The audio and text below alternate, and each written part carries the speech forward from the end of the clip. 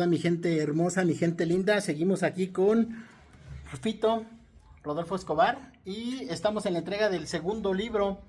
Quiero comentarles que estamos conversando acerca de lo que comenta la Suprema Corte de Justicia en cuanto a la valoración indiciaria.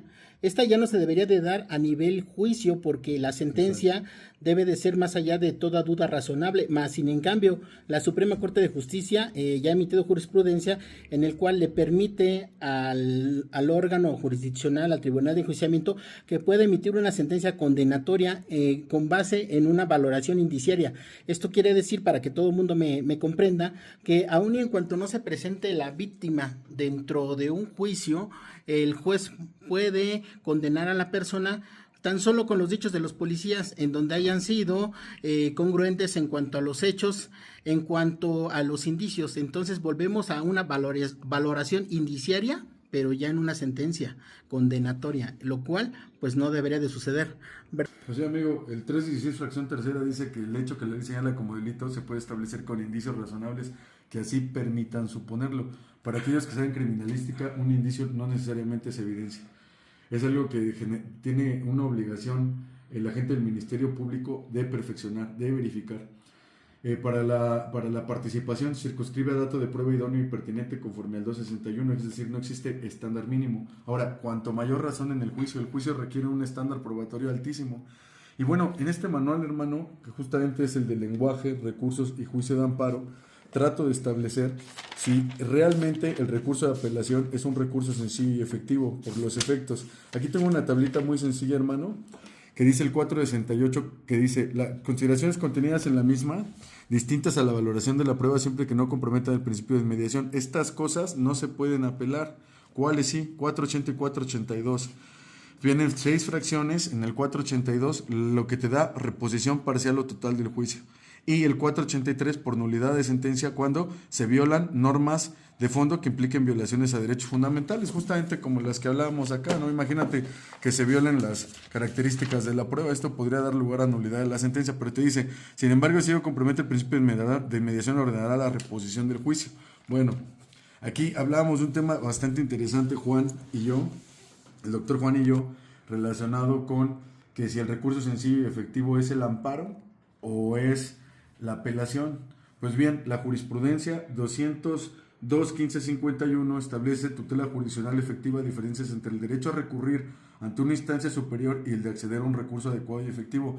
La Corte Interamericana de Derechos Humanos ha establecido que el juicio de amparo es el recurso sencillo y efectivo por excelencia, incluso por sus alcances, violaciones a las leyes del procedimiento, lo abarca todo. El recurso de apelación, muchas veces cuando te dan reposición parcial o total, que porque el 353, porque no se llevó a cabo la audiencia bajo el principio de continuidad y no se repuso a más tardar en su 11º día, se le dan mayores oportunidades al Ministerio Público de perfeccionar su teoría del caso. Cuando, por ejemplo, ¿qué pasa cuando un juez valora las pruebas que no desahogó? Eso también la Corte ha dicho, que dará lugar a reposición.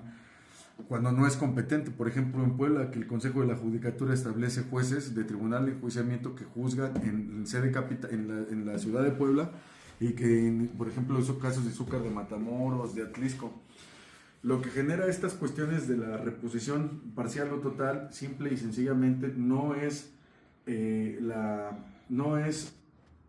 dable o atendible porque incluso el principio de mediación común, cual el juez o el tribunal forman la prueba desde un aspecto psicológico, comportamientos, que se esquivan la pregunta, que si le sudan las manos, etcétera, etcétera, ¿no? Si lo que se quería proteger es la inmediación, al volver a poner a un testigo o a un perito ya preparado, eso no se preserva, no se salvaguarda. Y por ejemplo, ¿qué pasa, Juan? Te decía, doctor Juan, ¿qué pasa, por ejemplo, cuando tú le pides al tribunal de alzada que te dé por nulidad de la sentencia conforme al 483 y te da del 468, del 482? Cuando te dictan la sentencia de apelación no puedes ir al directo porque no le puso fin al juicio. Podrías ir al amparo indirecto, sí, pero eso generaría mayor tiempo a tu representado, sobre todo si son de prisión preventiva oficiosa.